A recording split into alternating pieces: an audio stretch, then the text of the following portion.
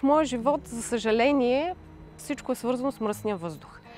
Аз съм родена в Стара Загора, живяла съм до 7 годишна в град Гълъбово. Родителите ми решиха, че ще се местим в Димитровград. Баща ми имаше работа тук. Така си порасна с инхалаторите, с спрейчетата, с лекарствата, които пиех постоянно. Бях студентка в Пловдив, 15 години живях там, децата ми са родени там.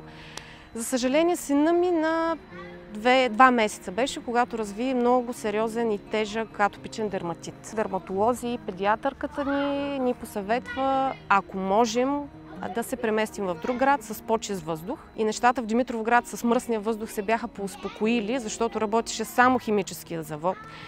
Тук имаме и циментов завод Вулкан, който вече не функционира.